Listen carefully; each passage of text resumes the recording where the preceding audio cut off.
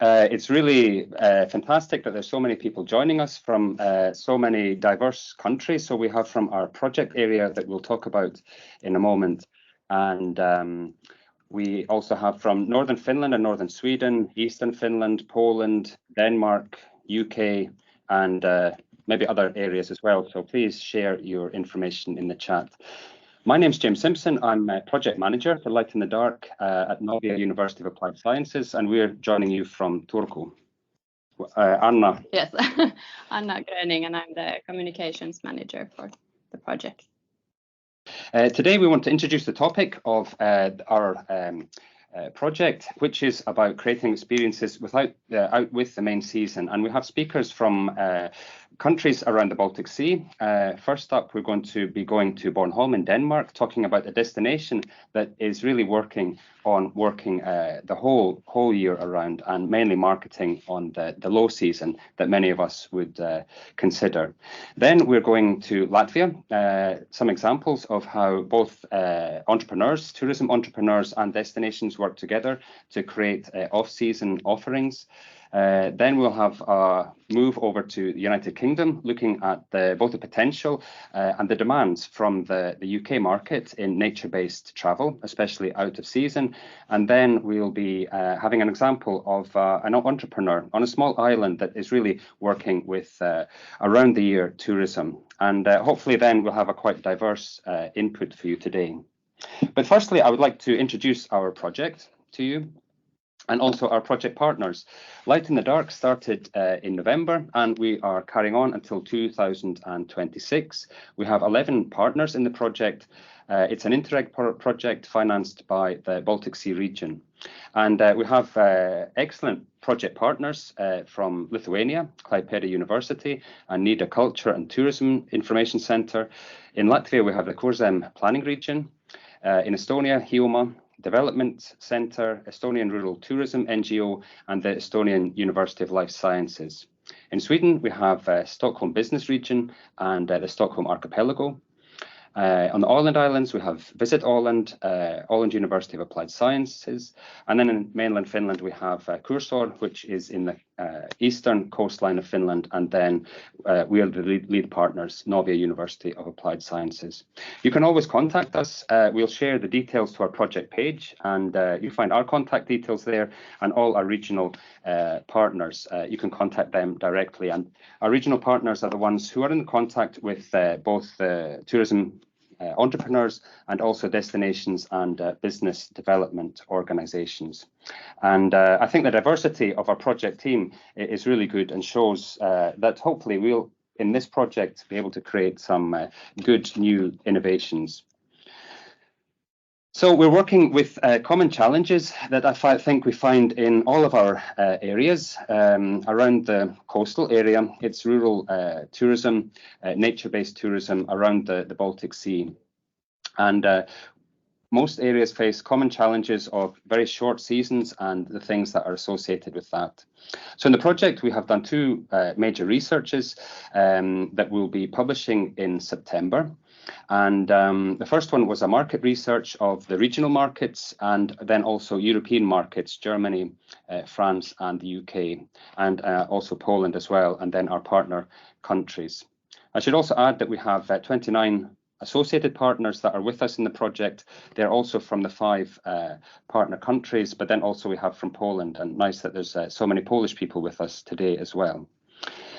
So we're trying to identify the demands from the market in this analysis about nature-based tourism and the off-season. Then we also have analysis and survey that we have conducted with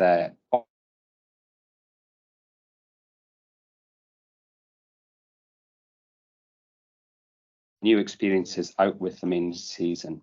And of course, we're talking then both about the shoulder seasons, extending the shoulder seasons, maximizing the season outside of the main seasons, and then also potentially getting new seasons or new product offerings for other parts of the year.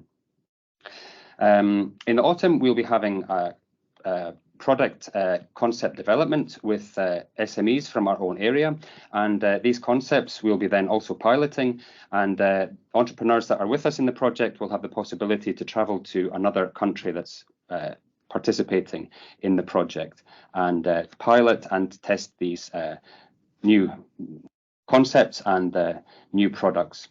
And then later on, we'll be disseminating this, so working with also other regions and other destinations, and also wider in our own areas with the entrepreneurs that are working with us. So trying to spread the benefits to everyone. So if you follow us, you can follow us through the newsletter. We'll be sharing that in the chat, and also the our webpage. On the project page, on the Interreg page, and then also we have social media, especially in LinkedIn, where we share those kind of information. And yeah, stay in touch with us, because we're going to have webinars trying to spread also a little bit wider than our own project area, the results that we have coming up, and especially then in the beginning of September, the results from the 2 analyses that are now currently being prepared. But I hope we have online. Thank you, James. So to our first speaker, Pernille, with being proud is an asset if used the right way. The floor is yours.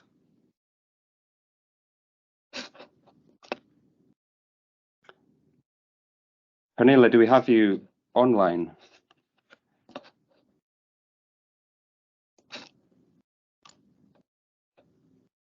Otherwise, maybe we switch the presentations around. Ēriks, would you want to go first then? Yes, we can switch, and I'm here and ready to start. Yeah. So good morning, everyone, from Riga, Latvia. My name is Ēriks Lingebērziņš, and today I am actually presenting on behalf of 2 sites. Balticvision is incoming DMC in Baltic states. So from the point of view of the business, and in some free time, then I'm dealing with higher education and trying to deliver my knowledge to tourism and hospitality students here in Latvia at Turiba University. So when trying to put together this story and presentation today, then I was very much trying to look on practical side from the business perspective, but also some theoretical aspects and research based from what I have been doing at Turiba University. And if we start, when I was first invited to speak about the topic and came to the title for my presentation today regarding the co-creation, the first question was, okay, where is the light? And I believe in our part of the world, we all know what happens with tourism industry, at least in many parts of our destination when November comes. And we often see our own problem that there is probably the drop of number of visitors, there is lower intensity, but the thing is that if we look from the public and the private perspective, this is obviously issue that this light very much disappears for everyone. So this becomes a common problem or common issue or task, be it service suppliers, be it destination management organizations, or be it incoming DMCs as for me. But in order to find the light, and this is what we have been doing at the company, is the first question always is with whom and what we can do together in order to find the light. Because more than in the summer season, it is a matter of finding the right partners and finding the right company with whom to go and clear that fog and find the real light. On the top of that, we have to admit the fact that there is no such period or months in a year where we reach 0 number of tourist arrivals. This one here is how does look 2023 in terms of tourist arrivals at accommodation establishments in Latvia. The purpose here is not to speak about the numbers, but a bit to illustrate our seasonality issue. And obviously, if you look on January, February, still March, and then again November and December, there is obviously less light in the business, but it's not still the 0. So some business is still going on. So it is the matter and the question how we can extend and change these shapes and lines in a different ways. And also, again, from the research and working with local DMOs and also my industry partners, there is one common agreement that the only way to solve the situation and to move on is to look for extraordinary measures, or looking from a bit upside down. We, of course, cannot expect that we will be able to sell precisely the same services and products that we offer for our guests in July or August, and also in January and February. But should we stop trying and looking for solutions, then obviously my answer would be that no, we should not stop looking for that, and simply look from a different perspective. And in this aspect, we, for quite a long of time, at least here in Latvia, we have been discussing the topic and the importance of cooperation. But with as long as we use the title of cooperation, we realize that it not necessarily has brought the right outcomes that we would love to have. Cooperation is, of course, important, and it is important to know what our neighbors and other businesses doing in the area.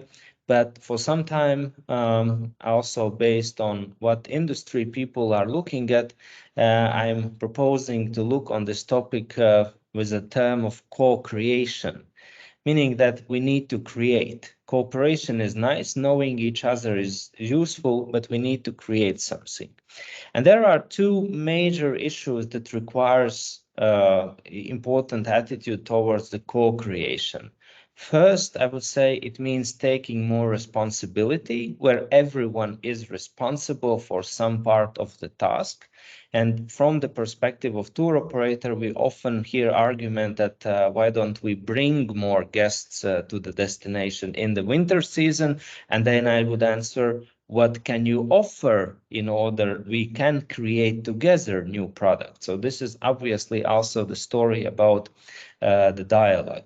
And looking on a list of destinations over and products over the past couple of years, and I have to admit here that the years of COVID-19 influence have been useful in the sense that they have stimulated to think more out of the box and look on different solutions.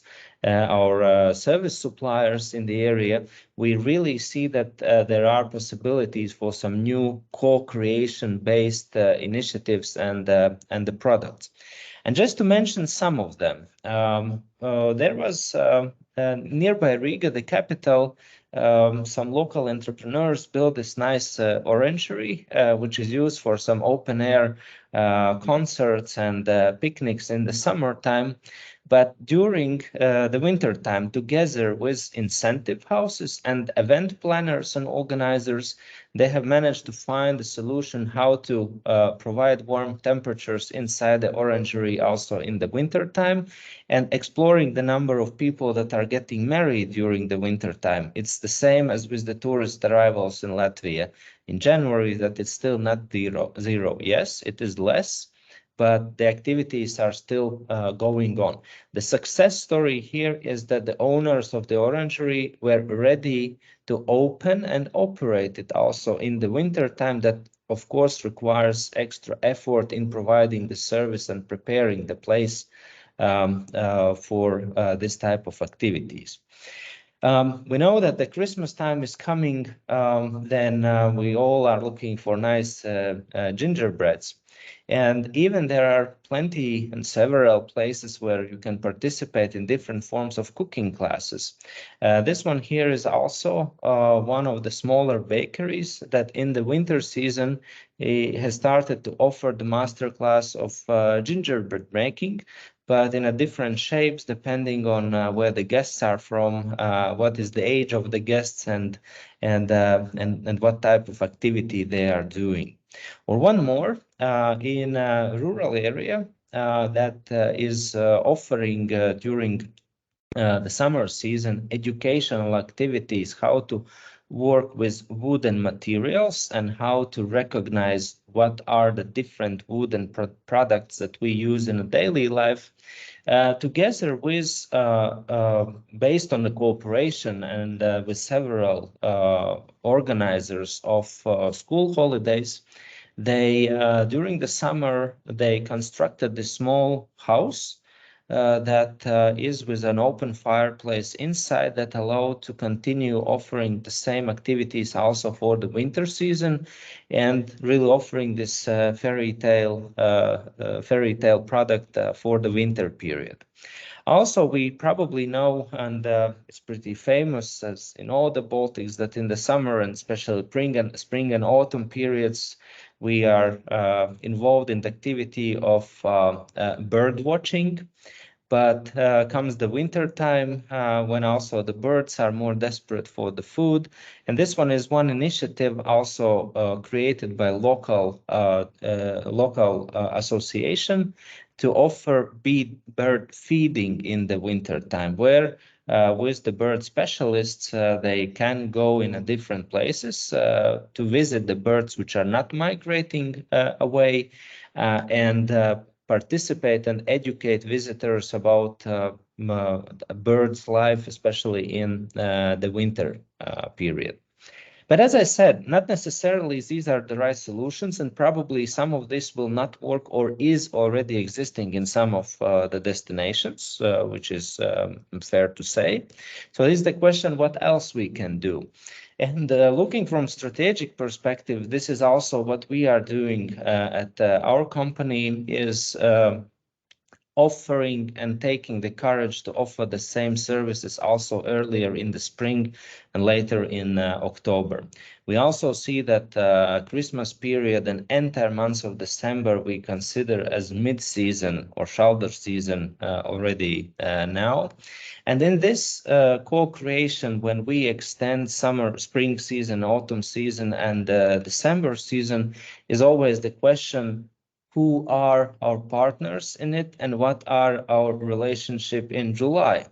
As of course, our preference will be with of doing those things with those who are with us on board also in July, when everyone can choose with which customer they want to deal with, and their preferences are very much determined by the volume and the number of visitors.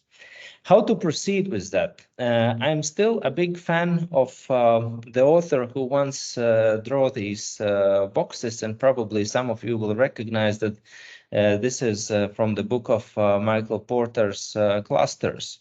And clustering is very much the story that still we see being applied in the process of co-creation, meaning that as long as you find those who are similarly thinking as you, you can build better networks. And better networks is also, to my mind, one of the key success and key tasks in order to proceed with the activity of looking for the light in the dark.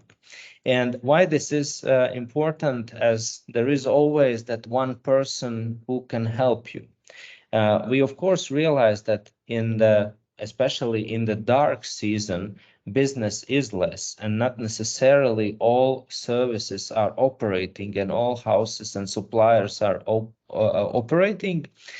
So even if your favorite partner that you are cooperating in July is not working in November, it's good to know who is else on the same cluster whom you can ask.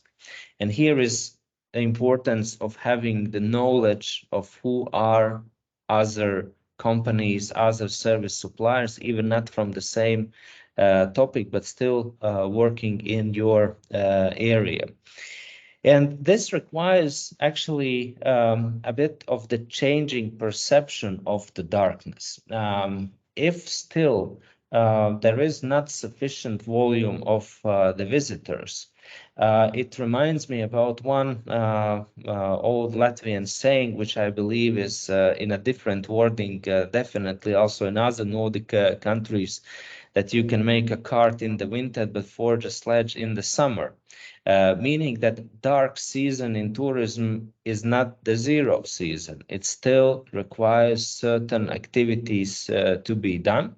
And if this is not directly the customer serving, experience shows that the better we are engaged in other activities that are related to preparing products and to selling the destination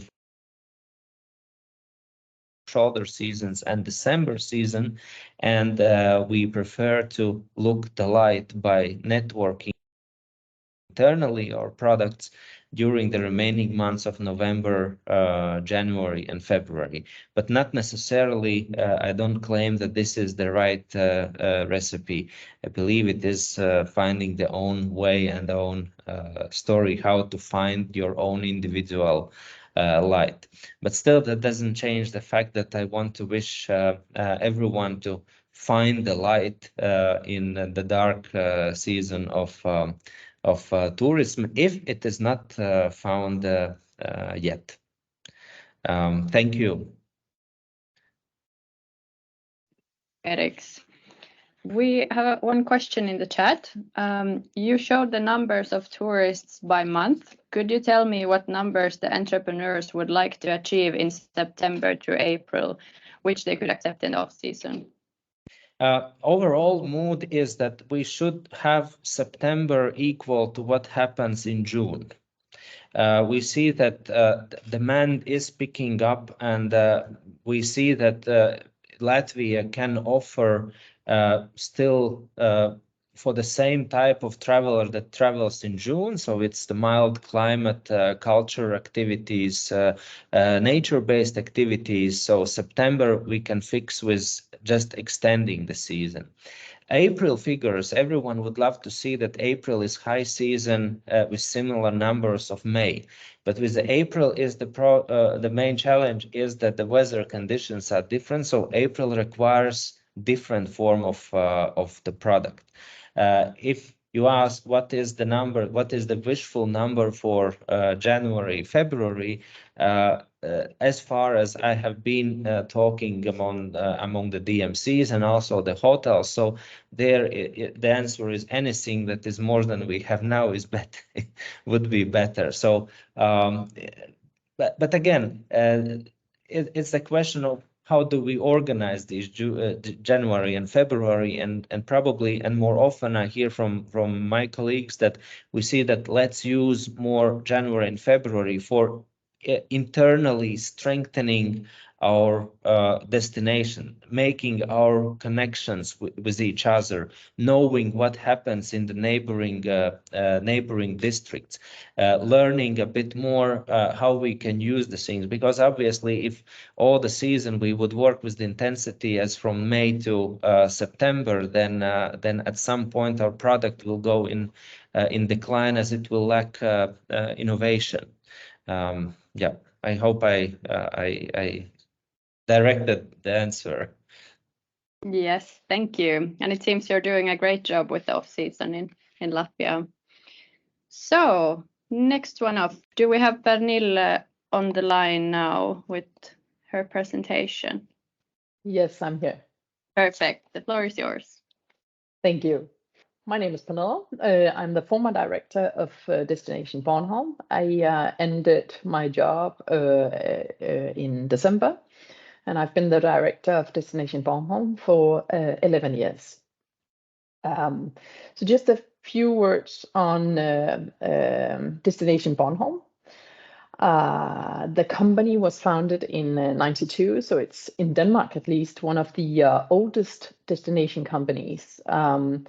Was founded by companies and not the municipality. That as well is a bit different from other places, at least in Denmark. It's a limited liability company, a non-profit company with around 400 shareholders, and are then supported by memberships as well. For the everyday work, you could say. So the shareholders made it possible to start up the company, and the memberships takes care of the economics, you could say, during every day and right now. And we have, or Destination Bornholm has more than 600 members. That's quite a lot. It's members in all colors and sizes, you could say. So it's the ferry company, it's hairdressers, it's of course hotels, etc. So it's companies on Bornholm that want to support tourism on Bornholm, you could say. A few words on tourism on Bornholm in numbers. It's a very popular travel destination. Bornholm has around 750,000 visitors a year. Of course, many of those are coming during summertime, but there are an increasing number of guests that are coming outside the summer. So 750,000 visitors, 60% of the bed nights are Danish, 30% are Germans, and 10% are from other nationalities. So that's one of the things that I'm not that, you could say, satisfied with. I was hoping to change a little bit the number of bed nights from the Danish market onto other markets. But well, that's just how it is. It's still very satisfying that the number of guests are going up. And as you can see, I just noted a few things on November and December, because when we started up working with the winter period on Bornholm, that was in 2018, we had 8,500 bed nights in November. And in November 22, we had 18,000 bed nights. Looking at December, we had 8,000 bed nights, and in 22, 14,000 bed nights. So you could say still small numbers, but the increase of bed nights is quite high, and that's very satisfying, I would say. So what did we do, or what are Bornholm doing? What is Bornholm doing? Well, a number of things, I would say. And as the title tells, I think that, you know, the proudness that is a very strong thing within people from Bornholm is really an asset. And I think we made it. We used that asset to make it possible to prolong the season. So first of all, we focused on spring, fall, and winter, meaning no advertising for the summer period at all, because there is quite many people during that period. So focusing on these periods was when it comes to marketing, was already one tool, you could say, in the job that we did, all of us together. But what we did as well was helping local businesses develop their products and their services, focusing again on these periods. So creating events, making them, telling them to work together, supporting them in working together. That means within products, within opening hours, etc. What we did as well was focusing on what is being done anyhow. We called it Backstage Bornholm. So that was a kind of saying, well, do you want to be a part of what's behind the scene? And using that in a marketing, within marketing. And people said, well, that sounds interesting, you know, getting closer to the products that you are having. What we did was actually, you know, just inviting people into what was being done already. So, for example, it was Raptor Show.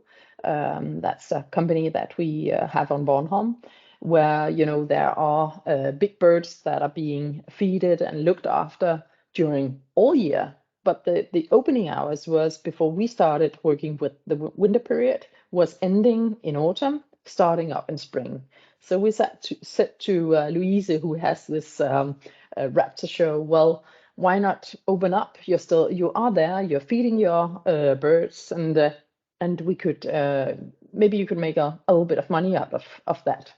So she did that, and she is quite overwhelmed about the interest that she has, and that's from both guests coming outside, but from people from Bornholm as well. So it's both and, you could say. We did the backstage way of working with gastronomy as well. That's one of the focus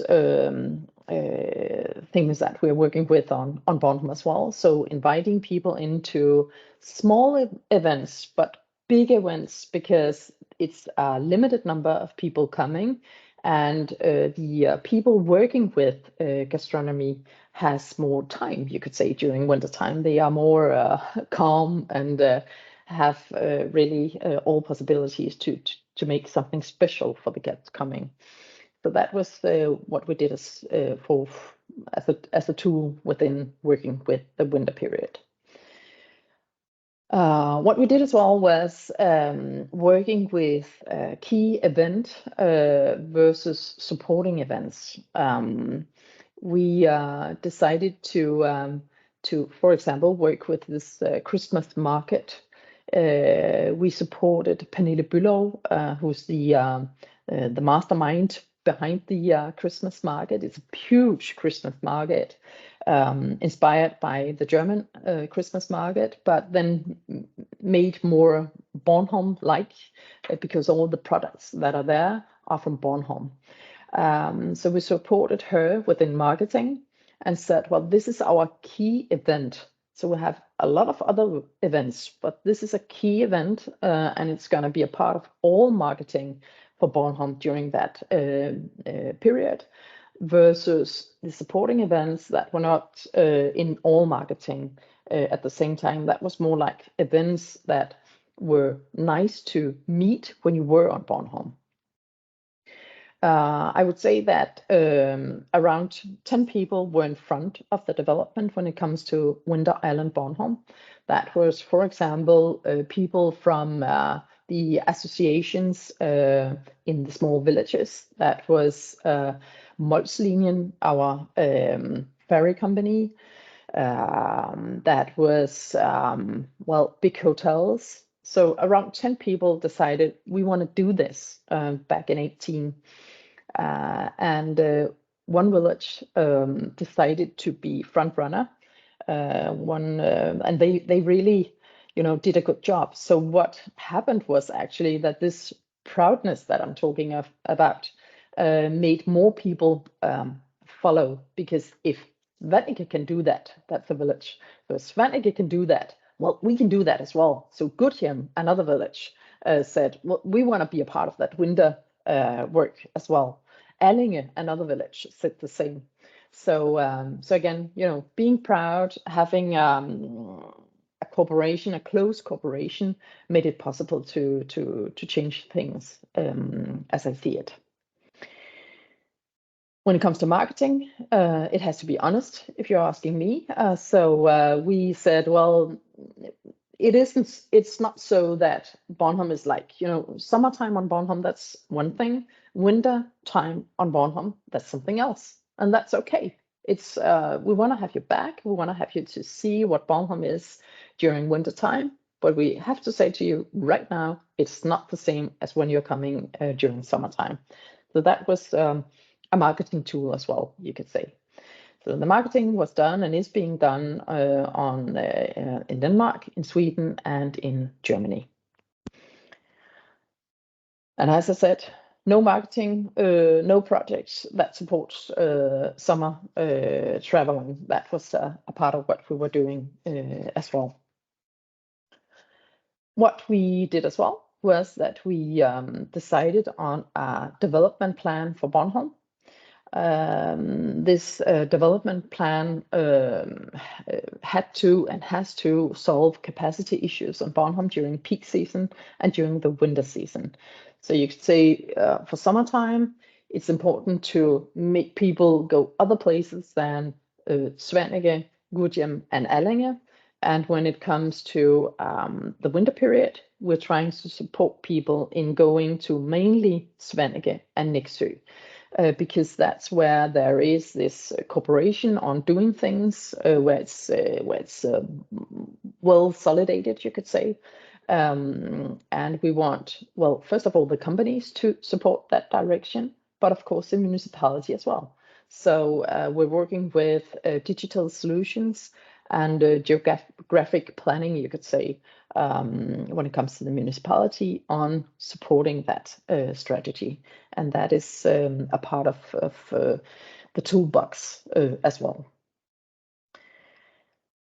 So if I am to just wrap it up a little bit, I would say that, yeah, again, being proud is an asset.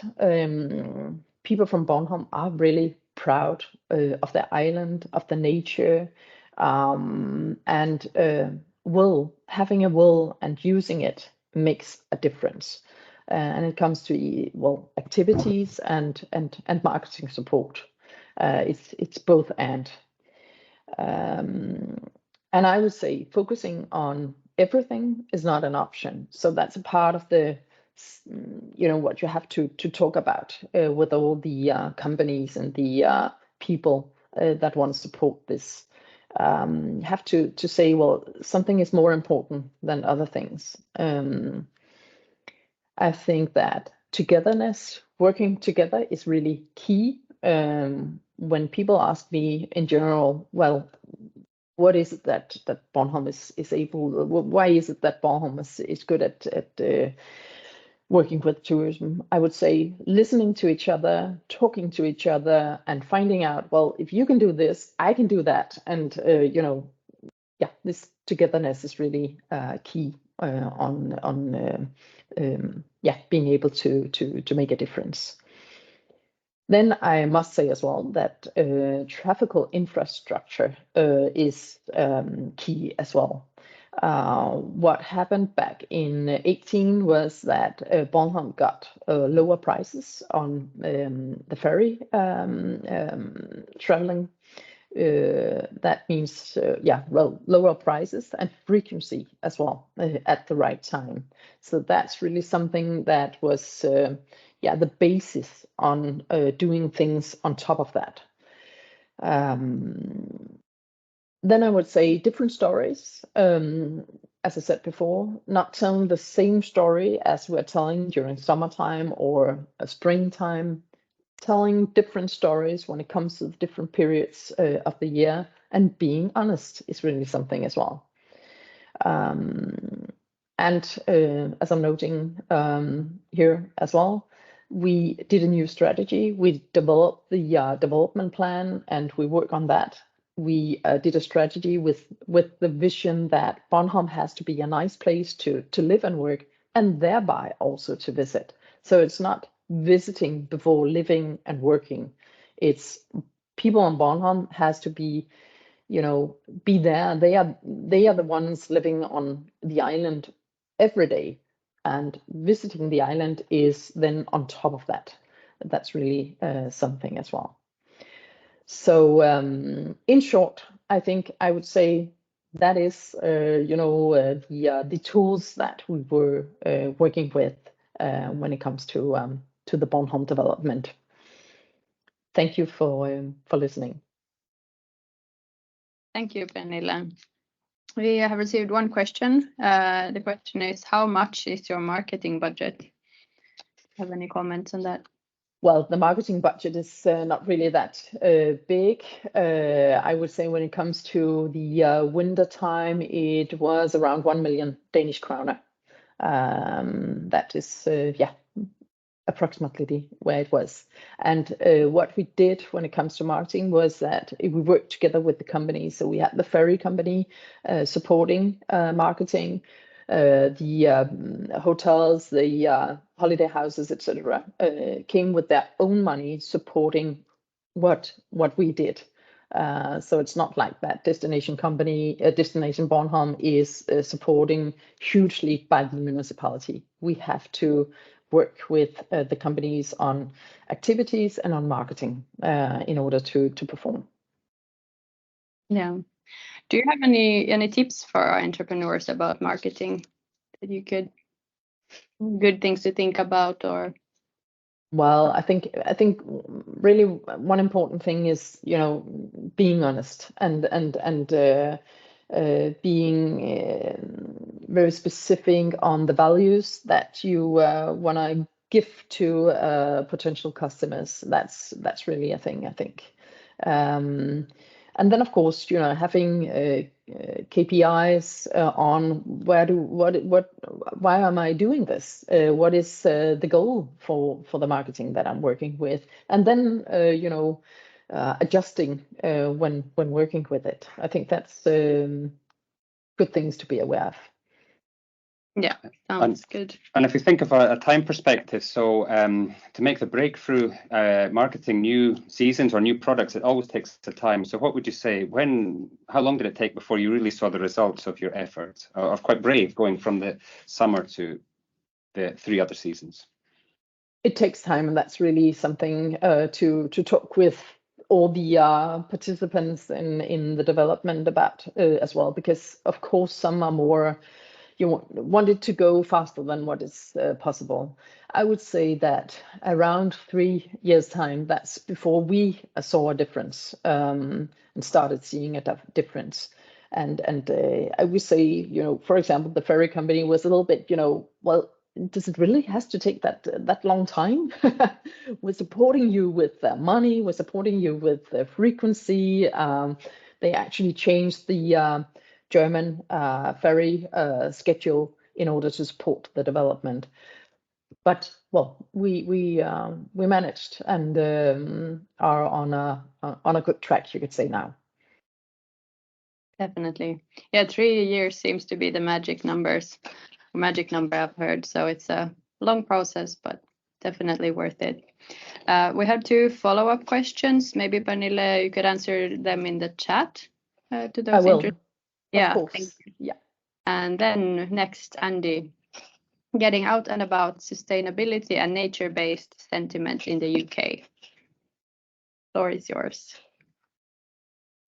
Yeah, hi, good morning, everyone. Whilst James is sorting out his technical side, I'll just introduce myself. My name's Andy Fairburn. I'm from an organisation called the Nordic Tourism Collective, and I'm very pleased to be here this morning. It's very early in London, but it's a delight to be here and speak to everyone. I've been asked to make a presentation about the UK market and about the UK market sentiment for nature-based and sustainable tourism, and also a trend towards low season travel. So I'm assuming we're all good to go. James, this is going to be very quick fire, so I hope you've got your finger poised on the button. So next slide, please. The UK market traditionally is known as 2 weeks in the sun, and that's what people do. They go to Spain for 2 weeks. But there are changes in the market, and we will go through those and discuss those very quickly now. So next one, James. So just about me quickly, myself and Paul set up the Nordic Tourism Collective. The collective is an association of Nordic and Baltic countries. We do collaborative work with everyone from Greenland right through to Lithuania in the southeast. Next slide. We work in the UK. We're both based in London, and we have a long history of marketing and communications. Myself worked with TUI and with organisations such as that, and my colleague Paul worked at Tumlare on the product and procurement side. And we're very passionate about the region, and we'd like to share some of our observations about the UK market with you here this morning. Next slide, James. So we'll start with a quick SWOT. This is the UK. It's got a very strong travel history, a very well-established culture of tourism. The tourism infrastructure, outbound tourism infrastructure, is very strong and very, very mature, and with strong connections to Europe and beyond. Like most markets, the tourism market is sensitive to geopolitical events, and obviously there's a few of those happening at the moment. Financial constraints are an issue. Traveling these days is actually quite expensive, and with the cost of living increases and inflation, people in the UK are very much now looking towards the cost of traveling as much as anything else. And also a quick word about environmental impacts. People are now beginning to realize that traveling actually has an environmental impact. It's not significant in terms of restricting people, but people are beginning to choose now and beginning to consider the types of holiday, the types of vacation they take. So moving on to opportunities, the UK market is beginning to look at more emerging destinations. It's quite an adventurous market in lots of ways. That they're looking toward destinations which are previously unheard of or previously not quite so familiar, and they're willing to explore them, and they're looking for new ideas and new adventures. They're also looking for sustainable travel initiatives. By that, I mean that they are looking for, with this increase in the appreciation of sustainable travel, they're beginning to consider now those destinations and those holiday vacations and those options which have a sustainable element to them. And with that, hand in hand goes technological advancements, because certainly as a small SME or as a destination or as an enterprise in the Nordics or the Baltics, technological advancements mean that you are able to get your products to market easier now than you did maybe 5 or 10 years ago. And then finally, threats. We should just consider this because this is a SWOT. Yes, there was a pandemic. It's possible there may be another one. Let's not forget about that.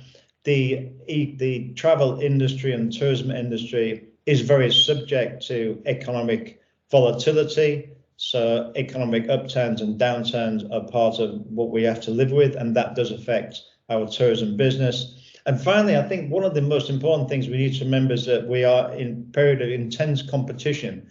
So whilst we can talk about off-season travel and low-season travel to the Nordic and Baltic regions, every other country in the world is also considering this.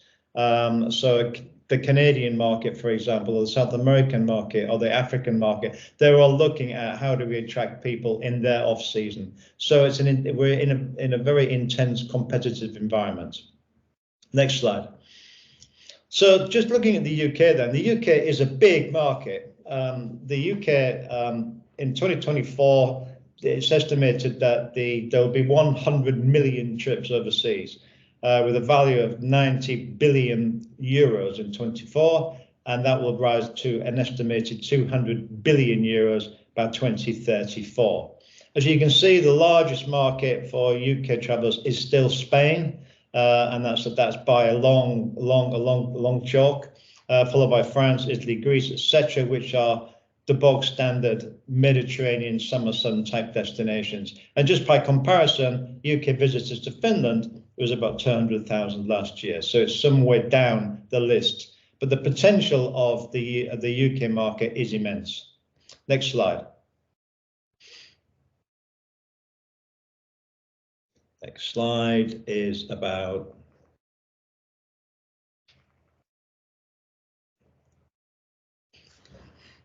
James. Yes. Yeah. I got it right, guys. So just looking at the tour operator market, there are over 1,600 tour operators in the UK, all licensed under what we call the ATOL scheme, which is the Air Tour Operators License, overseen by the UK Civil Aviation. But the important point here is that the UK operator market is heavily polarized. So the big are very, very big, and the small are very, very small. And there's very few in the middle. So you can see here that the top 10 tour operator license holders, between them, they're authorized to carry over 25 million passengers. And at the bottom end of the scale, the long tail, there are about 400 or so smaller specialist operators, all individually dedicated to specialist sectors, specialist destinations, or specialist activities. So the potential, the long tail potential is enormous. But as I say, the market itself is dominated very much by the very large operators. Next slide. The travel agency sector, there are about almost 4,000 retail travel agencies. Many of these are parts of large consortia. ABTA, for example, the Association of British Travel Agents, has 1,200 members. The Advantage Travel Consortium has 350 agents. You've got the travel network with 1,000 travel counsellors, co-op travel consortium with 70 members. It's very organised and very mature travel agency market. The feedback from the travel agency market, as indicated by the TTG, which is Travel Agency Gazette in the UK for 2024, is that travel agents are generally extremely optimistic about sales in 24, although price increases are still a concern. But we'll go on to that. Next slide. One of the key things that we need to sort of remember here is that the UK are still seeking value for money. So costs are still an issue, and UK travellers are looking for value for money. They're looking for quality products and services at affordable prices. Although a quarter of UK travellers are going to spend more in 24 and 41% will spend the same, people are still looking for value. And that's a very important point to remember. It's also probably worth remembering that the high income households in the UK still have a large disposable income. And in fact, the cost of living increase has not affected high income earners as much as it has the lower income earners. As we said earlier, the impact on the environment is becoming a concern, but actually that's been somewhat diluted by the current concern with the cost of living index. And people still associate, sadly, sustainable products with expensive products. So if it's sustainable, it's expensive, and so this is one of the things that we need to try and sort of overcome this conception. Next slide. So as we said, the UK market in general is very resilient, and holidays are still a priority. So the chart on the right shows where people are planning to reduce their spending in order to cover the cost of living. So they're prepared to reduce the amount of money they spend on eating out, for example. They're prepared to reduce the amount of money they spend on leisure activities. They're also increasingly looking to reduce the money they spend on clothes and shoes and accessories. And then you get holidays. So the holidays still remain very much a factor, and very much something that the UK market very much still wants to continue spending money on. So people are prepared, for example, to spend less money on shoes than they are to go on holidays. And then a lot hand in hand with that is that the new experiences and cultural experiences seem to be driving the UK market at the moment, and active and soft adventure holidays are very, very much in demand, with, I say, sustainability now becoming a serious consideration. Next slide. So talking about sustainability, 75% of Brits reckon they want to do more to minimize their impact on the environment. 28% of adults agree the environment is a higher priority now than maybe but 4 or 5 years ago. 73% of travellers have stayed in or interested in staying in eco-friendly accommodation, and 68% of UK consumers will be interested in taking part in a nature-based activity. So the potential is huge. With a market of 100 million travellers per year, the opportunities and the demand for nature-based and sustainability-based products is immense. Next slide. Just by indication of that, we'll just take a quick look at TUI. So TUI being, if not the biggest or the second largest tour operator in the UK, and certainly one of the largest in the world. Next slide. On the 2023 fact book, they have a whole section on their sustainability agenda, etc., etc. Next slide. But when you look at their customers, you see, and then if you just click again, James, that's it. So you've got on the left-hand side, you've got the TUI Heartland, which is their traditional customers, which are the beach holidays, what they call the smart tanners. Yeah, we've got family-based beach holidays, home and away, again, young families, and then the elderly, what we would call the silver market. But importantly, the future markets, their target markets for the future are energized adventurers, older, confident, more affluent, looking for culture and exploration, and what they call travelistas, which are younger, independent adventurers. So even the largest tour operators in the UK are focusing now on nature-based products and nature-based activities. Next slide. Just a quick word about cold tourism. This is a factor that we come across all the time. So in London 2 years ago, it was 42 degrees in central London in the summer, which is quite frankly unbearable. But cold tourism is really this phenomenon where increasingly tourists from the UK are looking for alternatives to their traditional Mediterranean sun-trapped destinations. They're looking north, they're avoiding the heat, they want to avoid the crowds, and they're beginning to make a switch from the Mediterranean to the Baltic Sea. And with that, in turn, it seems as though their indications are that they're looking for nature-based activities to go along with that. Next slide. So talking about nature tourism. So nature tourism in the UK was estimated somewhere in the region of £12 billion. Now this is tourism in the UK. So this is UK domestic market traveling to, say, national parks or beaches in the UK. But just to give you an indication of how big that market is, so £12 billion was spent in the UK by Brits staying in the UK. So the potential for those people to travel overseas to experience something different on nature-based tourism overseas, again, is huge. The number of outdoor-related activities arose from 1.2 billion to 1.5 billion between 2011 and 2016, and 8% of all tourism leisure spending in the UK was primarily driven by nature, and about 30% of that was involved walking, running, and cycling. So it's these activity-based holidays, these activity-based vacations, which are really, really important to the UK market. Next slide. With that, we have associated with it the thirst for what we would call adventure tourism. The UK is the largest adventure tourism market in Europe, with 19% of the world's adventure tourists. And Visit Britain recently concluded that 40% of British tourists prefer sport and activity holidays than just sitting on the beach. But the point here is that adventure tourism really incorporates all sorts of activities. Adventure tourism is now what we would call also soft activities. So it's also bungee jumping, etc., but it also includes mountain biking, canoeing, walking, hiking, cycling, etc. And adventure activities, adventure sports and water sports activities have increased by somewhere in the region of 75% over the last 10 years. Next slide. So moving on then to off-season and what we would call what we were referring to previously as dark. The UK market is really focusing very much on this, and it provides huge opportunities for development within the low and soft seasons.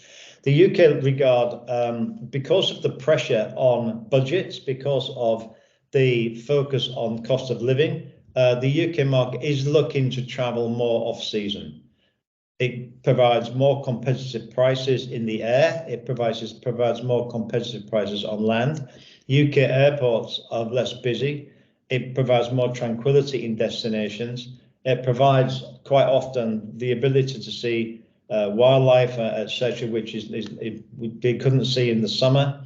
Obviously, from the destination perspective, it provides year-round employment and revenue. But the UK market really is hand in hand with the desire for sports and activities that goes very much into the off season, because they don't want to do those activities necessarily in the summer anymore. Next slide. So the effect is really what we would squashing the season and spreading the season out. So you've got budget pressures coming down from the top. You've got climate change effects where people are looking for cooler destinations. You've got increase in consumer interest in new destinations and an increase in consumer demand for nature. So all of these effects are having the effect of really sort of encouraging development in nature tourism for a longer and a season which would normally traditionally be associated with this. Next slide. The UK is hand in hand with this, that the adventure travel market is expected to grow by about 13% between now and 2026. Again, we're looking at walking, wildlife tourism, wildlife watching, increasingly important with British tourists. The UK is the largest European wildlife tourism source country. People from the UK would normally traditionally stay somewhere for around about 10 nights. They could be any ages between 25 and 55 generally, with very little difference in expenditure between these groups. There is an decreased demand for luxury. And I think people are looking more for authentic experiences rather than luxurious experiences. And accommodation for tourists from the UK market really only needs to provide the necessities. That's obviously basic hygiene standards and good standards, etc. But one of the interesting things about the UK market is they seem to have an obsession with insects. So one of the feedback that we get from the UK is that very much as long as the accommodation can be free of bugs, then the UK market seems to be happy to travel to that. Next slide. So again, looking at the markets, pretty much there are many operators and agents that promote and specialize soft adventure and programs throughout the year. There are many small specialist operators.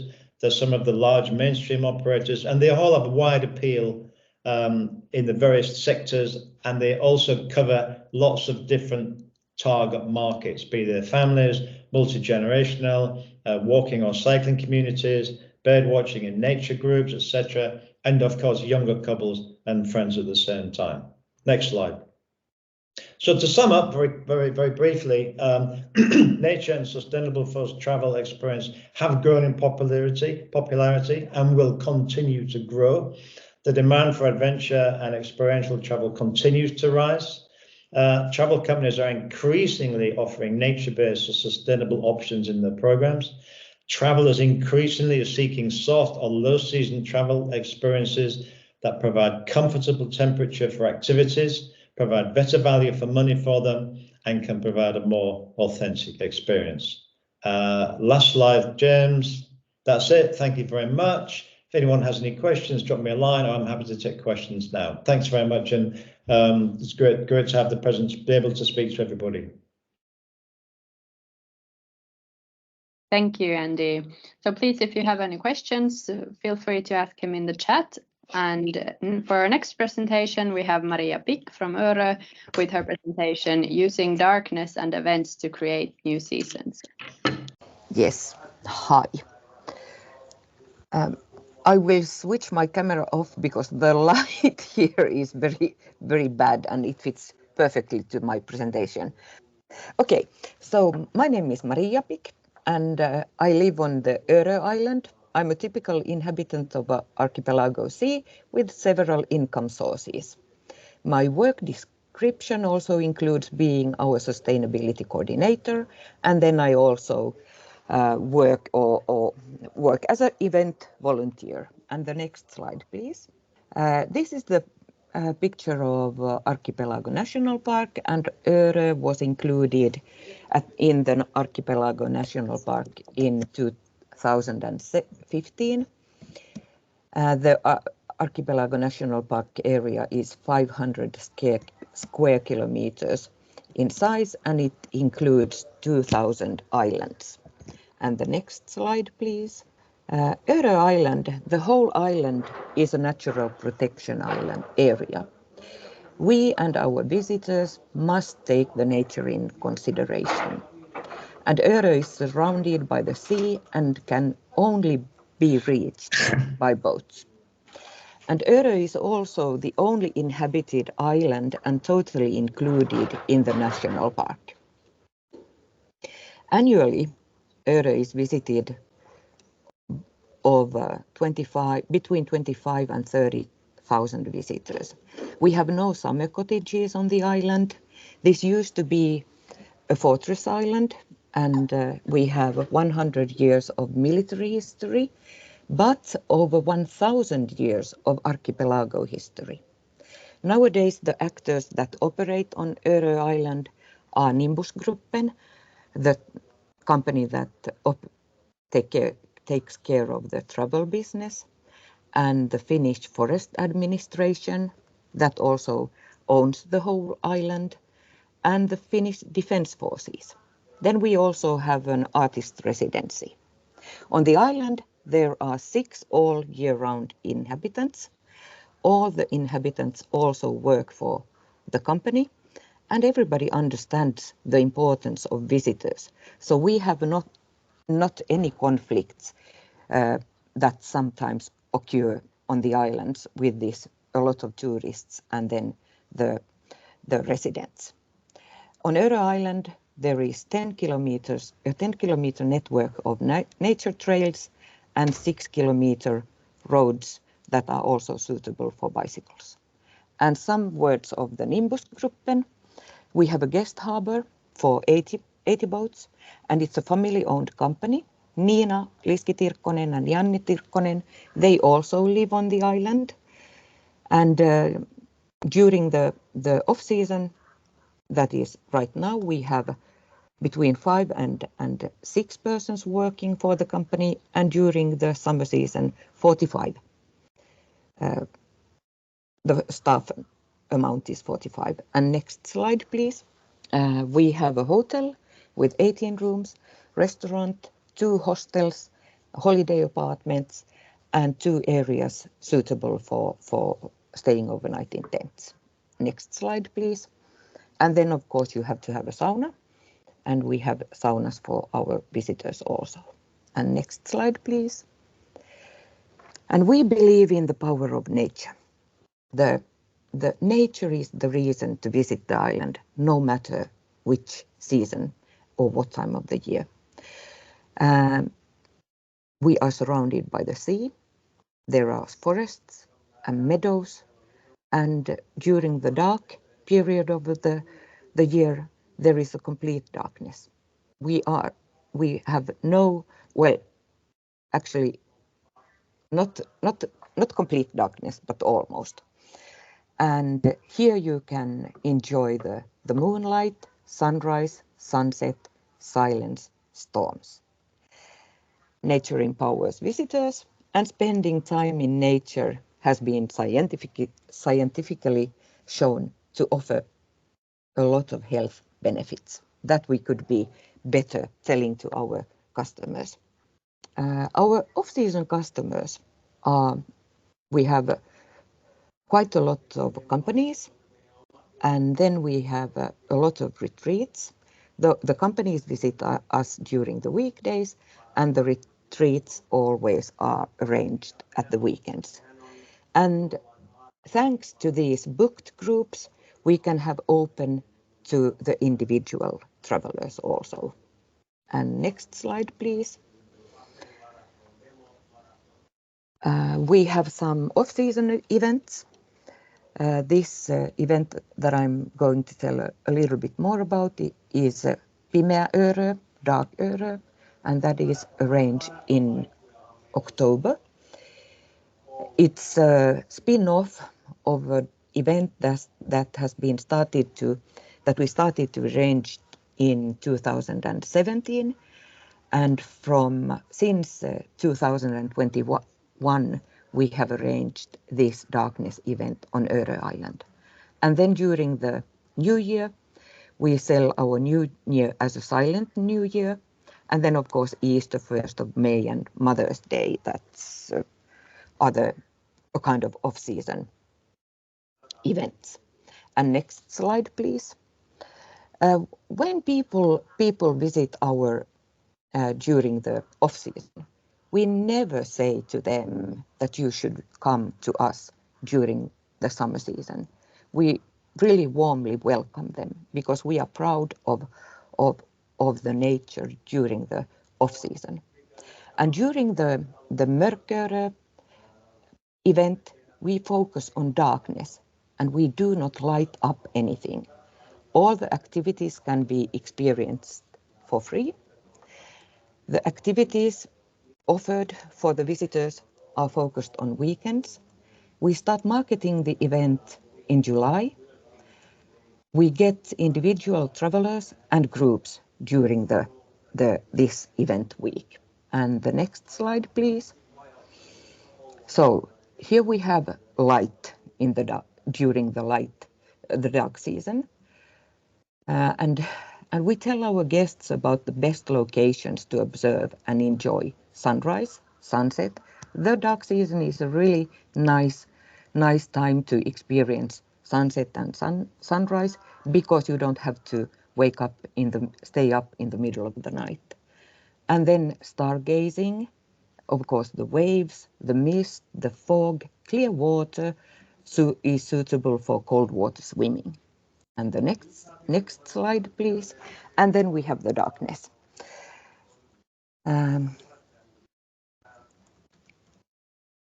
With no light pollution, you can experience the Milky Way and the full moon and fluorescent plants, and then of course all kinds of insects and wildlife that enjoy and need the darkness. Next slide, please. To be able to arrange this event, we need a lot of volunteers, and we are really happy and lucky to be able to work with professional artists, schools, and the community, archipelago community, and also outsider artists. And next slide, please. And then we have scientists like astronomers, biologists, philosophers, and filmmakers, and we need, and all the people that help to arrange the event work on voluntary basis. We provide them housing and the experience of darkness in the nature. And the last slide, if you are happy, sometimes you can experience also the northern lights on Örö Island. Thank you, Maria. And since there was someone curious about astronomy in the chat, I wanted to ask if you could tell us some more about the astronomy guided tours. Yeah, the astronomy volunteers, they are professionals in astronomy, and then they tell about how does the moon smell, or the Milky Way, the smells, and then they take their big binoculars and so that we can look at the stars. But last year when we arranged, it was so cloudy so that we couldn't see anything. But that happens also.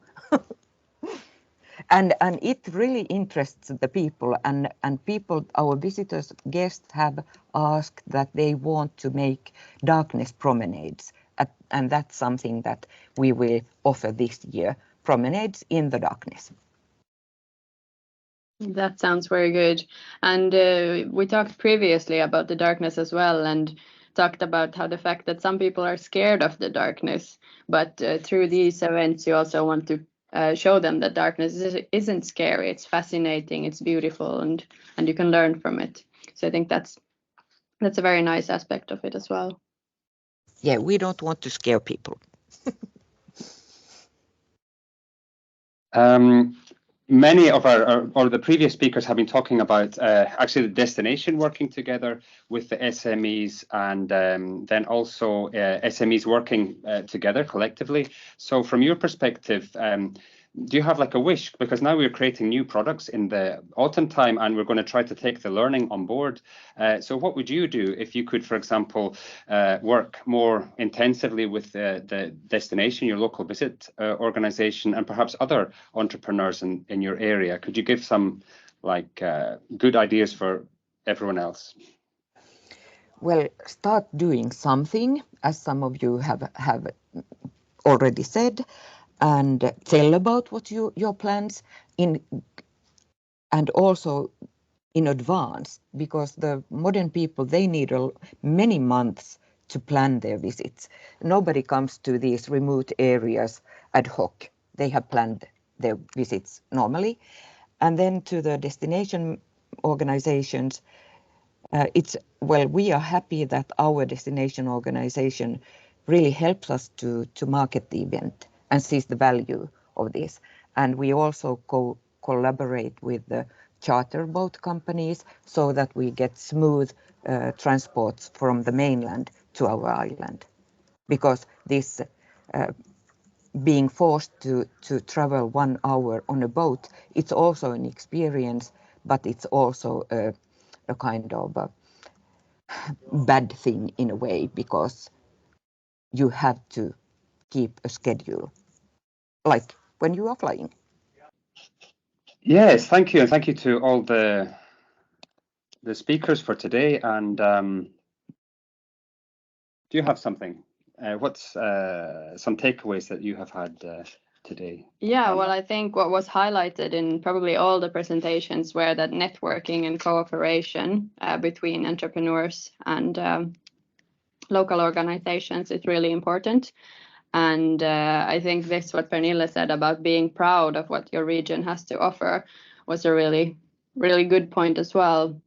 And that it's important to choose what you focus on, because you can't provide everything. So choose those main points that you want to bring forward. Yeah. Yes, absolutely. Focus, make a focus, collaborate, do together. Also, as we heard from Örö, you can start with very small steps and make it bigger, but keeping the focus. So being proud and daring to extend the season. Then I think also we had from the UK that there is a potential and a potential for nature-based travel in our rural areas, especially if we think of the quality and the value that we can offer, and also having a very strong sustainable approach to the offerings that we have, that there is a desire for new destinations and also nature.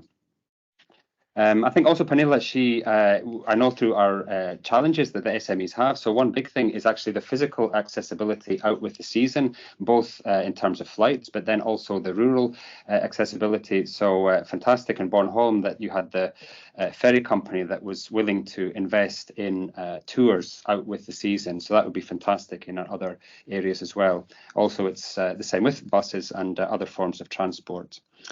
We have the potential for new segments, and yeah, and I think perhaps then the biggest key point that came today was actually working together, that we really need to collaborate, and that's what we're trying to do also in the project. So not only on the destination level, but on a whole Baltic Sea region level, and then also reaching outside our own project area to other projects. So collaborating together, because I think also, as Andy showed in his presentation, that there is a potential. Technology is also giving us opportunities to reach the market directly, but we're always so small if we think of the destination or even some our country propositions on a big market like the UK or other European markets. So working together, yeah, in a multi-level. Yeah, and I just wanted to add here 2 comments in the chat that are emphasizing the word co-creation instead of cooperation. I think this really explains a lot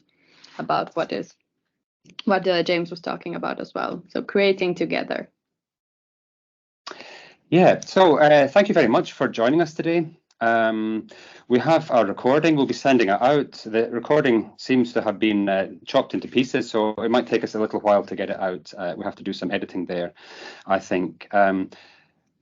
Really good that we had so many people also within our project group and then also outside. I put in the chat the links so you can follow the project development and get in touch with us, because when we have more results and more concrete products and offerings that we can share, so we want to reach out to companies within our area and then also outside. We have the webinar coming up in September that I mentioned, both then the presentation of the analysis of key markets for nature-based tourism, and especially then the potential for the off-season, and then also what our local entrepreneurs see as both the challenges for developing off-season offerings, but also the possibilities and what they desire to see, that how we can help companies in that development. But I think thank you also for active questions and comments online, and we hope to see you again. So yeah, thank you, and also thank to Ville, who has been helping us with the technology, which as always has been a challenge today. So thank you very much, and we'll send you the link when it's ready, and we wish you a very good spring and summer coming, and we hope to meet you again, either live or in a webinar. Thank you. Thank you. Bye. Bye.